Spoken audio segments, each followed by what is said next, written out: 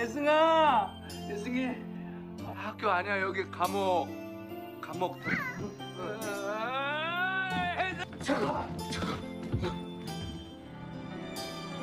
그리고 아빠를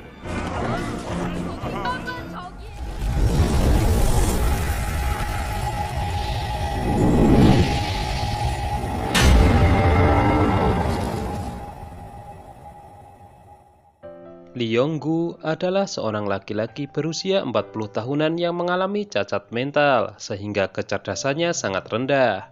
Meskipun begitu, ia memiliki anak perempuan sematawayang berusia 6 tahun yang cantik dan cerdas bernama Yesung. Lee Yong-gu yang bekerja sebagai tukang parkir sangat sayang dengan anaknya ini. Suatu ketika terjadi peristiwa tragis yang membuat Lee Yong-gu dipenjara. Peristiwa itu berawal ketika Yesung sangat tertarik dengan tas kuning bergambar Sailor Moon di sebuah toko. Karena belum gajian, Lee Yong-gu dan Yesung hanya bisa melihat tas itu dari balik kaca etalase toko. Namun Lee Yong-gu berjanji akan membelikan tas itu setelah gajian. Tapi betapa kecewanya Lee Yong-gu dan Yesung ketika tas Sailor Moon itu dibeli oleh seorang anak perempuan bersama orang tuanya.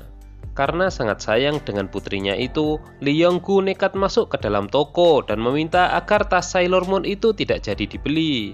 Tapi malang sekali, ayah dari anak pembeli tas itu adalah seorang komisaris jenderal kepolisian yang sombong. Dan setelah itu langsung memukuli Lee Yong-gu. Akan tetapi, anak komisaris jenderal polisi yang bernama Jiong ternyata baik hati. Setelah Lee Yong-gu gajian, Jiong menemuinya dan menunjukkan toko lain yang juga menjual tas Sailor Moon. Dan dari sinilah awal petaka, karena di perjalanan Jiong terpeleset dan akhirnya meninggal dunia. Singkat cerita, Lee Yong-gu dituduh membunuh Jiong hingga akhirnya dipenjara. Di sel nomor 7, Lee Yong-gu harus bercampur bersama 5 narapidana kelas kakap lainnya, yaitu Bong Sik, seorang pencopet, Chun Ho, seorang penipu, Man Bum, seorang pezina, kakek So yang juga seorang penipu, dan yang terakhir adalah So Yang Ho, si gangster penyelundup. Sudah menjadi budaya para narapidana di seluruh dunia bahwa jenis narapidana yang paling dibenci oleh narapidana lainnya adalah pemerkosa, apalagi yang diperkosa adalah anak-anak. Dan itulah yang dituduhkan kepada Lee Yong-gu hingga mereka beramai-ramai menghajarnya. Karena kondisi seperti ini, Yesung akhirnya dipungut oleh panti asuhan. Suatu hari, kelima teman penjara Lee Yong-gu tiba-tiba berbalik menjadi sahabat. Itu terjadi setelah So Yang Ho diselamatkan oleh Lee Yong-gu karena akan dibunuh oleh sesama narapidana yang merupakan saingan gangster penyelundup. Karena jasanya itu, So Yang Ho kemudian merasa berhutang budi, bahkan berhutang nyawa. Untuk itu, ia bersedia mengabulkan apapun keinginan dari Lee Yong-gu. Sedangkan keinginan Lee Yong-gu hanya satu, yaitu bertemu dengan Yesung putrinya. Kebetulan hari berikutnya, penjara diadakan acara keagamaan bagi narapidana yang beragama Kristen. Sedangkan pada acara keagamaan itu, diadakan pertunjukan paduan suara oleh anak-anak panti asuhan. Saat itulah, Man Bum berhasil menyelundupkan Yesung ke sel nomor 7 dengan memasukkannya ke dalam kardus roti. Tentu ini membuat Lee Yong-gu sangat bahagia dengan kejutan yang diterimanya. Meskipun Bong Sik sebelumnya tidak setuju dengan penyelundupan anak ini. Tiba-tiba pendeta di acara keagamaan itu mendadak terkena serangan jantung sehingga anak-anak panti asuhan pulang lebih awal. Kelima sahabat Lee Yong-gu gagal mengembalikan Yesung ke panti asuhan karena terlambat mengantarkan Yesung ke rombongan.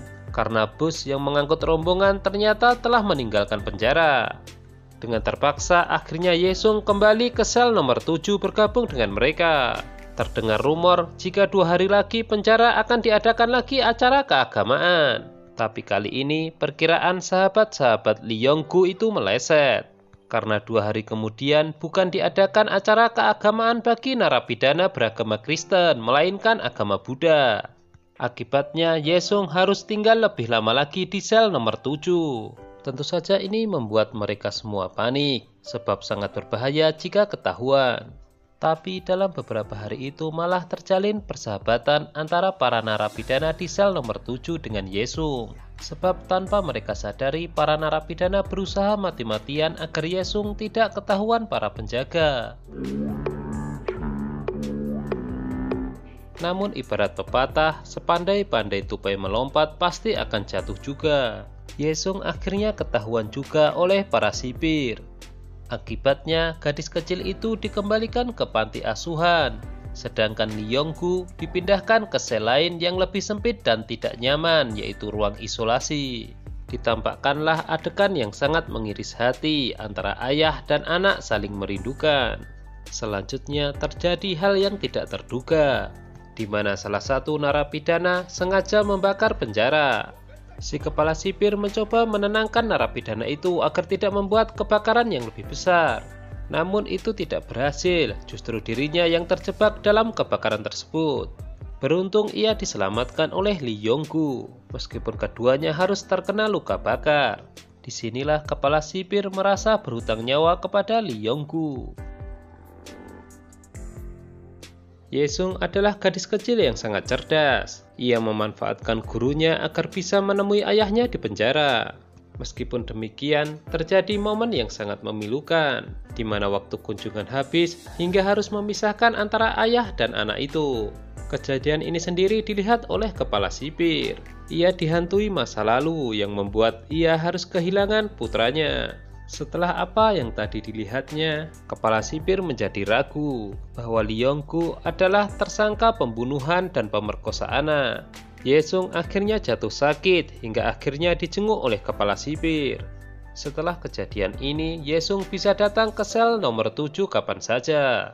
Tidak hanya itu, kepala sipir bersama kelima sahabat penjara Lee Yong-gu berusaha agar Lee Yong-gu bisa bebas dari dakwaan palsu yang membuatnya divonis hukuman mati.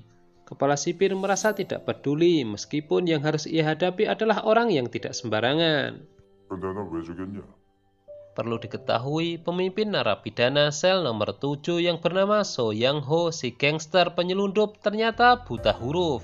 Itulah sebabnya ia lebih setuju Yesung berada di luar agar bisa bersekolah. Di sisi lain, istri Bong Sik sedang mengandung. Tentu ia juga merasa kangen dengan keluarganya.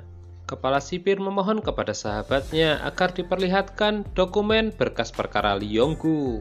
Setelah melihatnya, ia semakin yakin jika apa yang ditandatangani oleh Lee Yong-gu di bawah tekanan. Terjadi momen lucu di mana ketua penjara sel nomor 7 harus belajar menulis dan membaca dengan dipandu oleh teman-temannya dan Yesung. Gadis kecil itu membawa alat komunikasi yang ia pinjam dari temannya. Ia melakukan hal itu karena sangat peduli dengan Bong Sik. Berkat jasanya lah Bong Sik bisa menghubungi istrinya, mengetahui istrinya telah melahirkan, dan mendengarkan suara bayinya yang ternyata lahir perempuan. Perjuangan kepala sipir berhasil karena disetujui untuk dilakukan persidangan ulang bagi kasus Lee Yong-gu. Oleh sebab itu, Lee Yong-gu mulai disemangati teman-temannya agar mengingat kejadian di masa lalu. Dan disinilah terungkap Lee Yong-gu dituduh membunuh Jiong karena kening Jiong terluka dan di samping kepalanya ada batu bata. Padahal batu bata tersebut jatuh dengan sendirinya di kepala Jiong ketika ia terjatuh. Lebih parah lagi, sesuai dengan pelajaran yang diterima Lee Yong-gu ketika menjalani pelatihan sebagai tukang parkir, cara menyelamatkan orang pingsan adalah membuka celana agar melancarkan peredaran darah, kemudian memberi nafas buatan dari mulut ke mulut. Karena itulah, selain dituduh sebagai pembunuh, Lee Yong-gu juga dituduh telah memperkosa Jiong. Kepala sipir nekat menghadap komisaris jenderal polisi yang anaknya diduga diperkosa dan dibunuh oleh Lee Yong-gu. Apa yang dilakukannya karena ia bisa merasakan bagaimana kehilangan seorang anak. Sementara itu, Lee Yong-gu sangat bersemangat untuk menulis catatan pengakuannya yang baru. Bahkan siang malam ia berusaha untuk menghafalnya. Tapi semua jerih payah dan usaha mereka jadi sia-sia. Karena sang komisaris jenderal polisi ternyata tidak mau melepaskan Lee Yong-gu. Dengan liciknya, ia berkonspirasi dengan pengacara pembela Lee Yong-gu sendiri. Mereka juga mengintimidasi Lee Yong-gu agar tetap mengaku sebagai pembunuh dan pemerkosa Ji-young, atau jika tidak, Ye-sung akan dibunuh.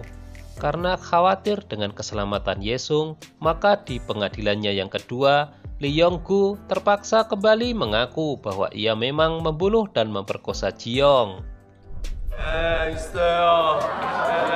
Akibatnya, Lee Yong-gu tetap divonis hukuman mati dan eksekusinya akan dilaksanakan tanggal 23 Desember, di mana tanggal itu bertepatan dengan hari ulang tahun Ye-sung. Adegan pun berjalan maju, di mana Ye-sung tumbuh menjadi gadis cantik dan berprofesi sebagai pengacara. Dengan keahliannya itu, ia berusaha membersihkan nama baik almarhum ayahnya. Hingga akhirnya diadakan pengadilan ulang dan Ye-sung berjuang mati-matian dengan dibantu oleh kelima sahabat penjara ayahnya. Diceritakan jika Ye-sung kecil akhirnya diadopsi oleh kepala sipir. Dari situlah ia mendapatkan kehidupan dan pendidikan yang layak.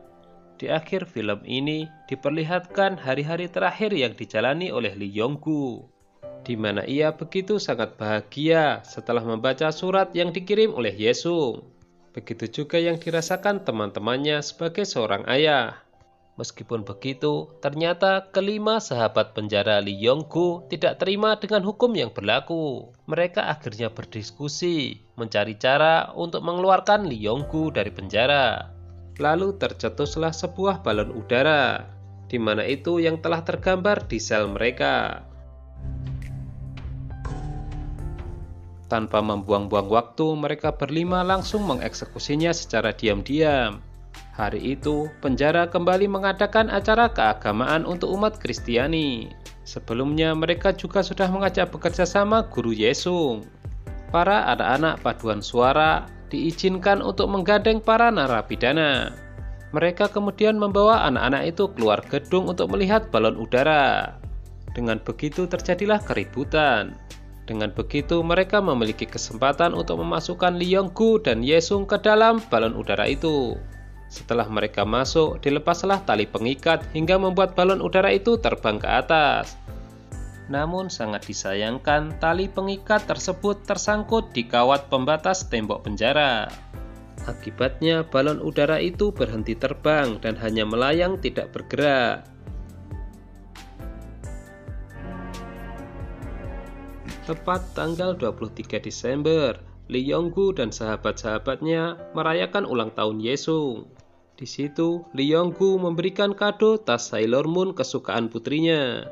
Momen inilah yang paling menyedihkan, di mana setelah perayaan itu, Lee Yong-gu harus menjalani hukuman mati. Kepala sipir sangat menyayangkan hal ini, sebab memang belum ditemukan bukti kuat bahwa Lee Yong-gu telah membunuh dan memperkosa Ji-young. Suasana sebelum eksekusi memang benar-benar paling mengharukan antara Lee Yong-gu dan Ye-sung. Mereka berpelukan erat dan banjir air mata. Ye-sung sangat percaya jika ayahnya adalah orang baik, maka ia tidak percaya dengan tuduhan orang lain yang mengatakan ayahnya jahat. Dengan dibantu kelima sahabat Lee Yong-gu dan kepala sipir sebagai saksi, akhirnya Ye-sung menang di pengadilan dan hakim memutuskan bahwa Lee Yong-gu tidak bersalah. Akhirnya Ye-sung bisa membuktikan walaupun ayahnya sudah almarhum, ia bukanlah seorang pembunuh, apalagi pemerkosa anak-anak. Gimana? Seru banget kan filmnya?